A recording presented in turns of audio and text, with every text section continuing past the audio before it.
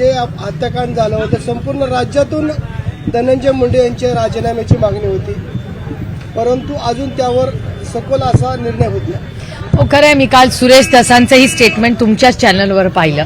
अनेक लोक म्हणजे सुरेश धसांनी त्यांच्या स्टेटमेंटमध्ये आणि अनेक लोकांच्या स्टेटमेंट, साळुंखेजींचंही स्टेटमेंट तसं आलेलं आहे, ते मी तुमच्याच सगळ्यांच्या चॅनलवर पाहिलेलं आहे की राजीनामा द्यावी अशी त्यांची भावना आहे। मी ह्याच्यावर आधीही बोललेले आहे। मला असं वाटतं सरकारने संवेदनशीलपणे या सगळ्याचा विचार करावा। मला अजूनही तो दिवस आठवतोय जेव्हा अशोक चव्हाणांवर आरोप झाले, नैतिकता बघून काँग्रेस पक्षाने आणि अशोक चव्हाणांनी तेव्हा राजीनामा दिला होता।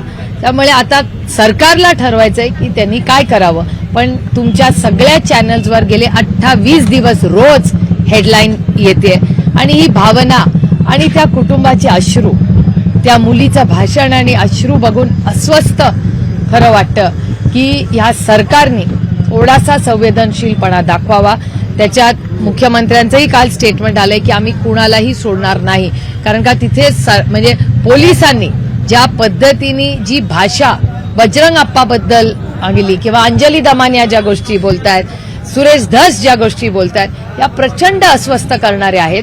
आणि असं चालणार कसं? माझं म्हणणं आहे कुठल्याही गोष्टींमध्ये काही विषय असे ज्याच्यात राजकारण बाजूला ठेवूनच माणुसकी आहे का नाही या राज्यात।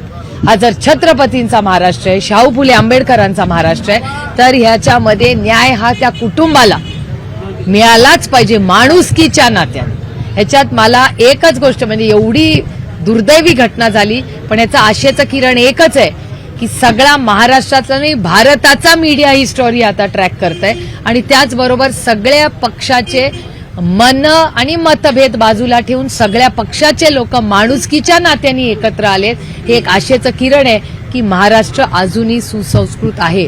आता निर्णय काय घेतात हे माननीय मुख्यमंत्री आणि त्यांच्या मित्रपक्षांनी ठरवायचं। गेल्या अनेक दिवसापासून धनंजय मुंडेंच्या राजीनाम्याची मागणी होती, तुम्ही देखील नैतिकतेच्या आधारावरती राजीनामा द्यावा असं मागताय। नेमकी काय मजबुरी असू शकते असं तुम्हाला वाटतंय की? मी कुणाचंच काही मागितलेलं नाही। मी एवढंच म्हणते, मी नैतिकतेने निर्णय घ्यावा असं म्हणते मी, आणि त्यांच्याच पक्षाचे आणि मित्र पक्षाचे म्हणजे आज जे सत्तेमध्ये आहेत त्यांचे मित्र पक्ष आणि त्यांच्या पक्षातले म्हणजे भारतीय जनता पक्ष, अजित पवार राष्ट्रवादी काँग्रेस पक्ष आणि शिवसेना शिंदे साहेबांची, या सगळ्याच्या ह्या पक्षाचे म्हणजे जे सत्तेमध्ये आहेत आणि विरोधक आहेत, मला असं वाटतं ही एक घटना आहे ज्याच्यात कुणालाही राजकारण नकोय।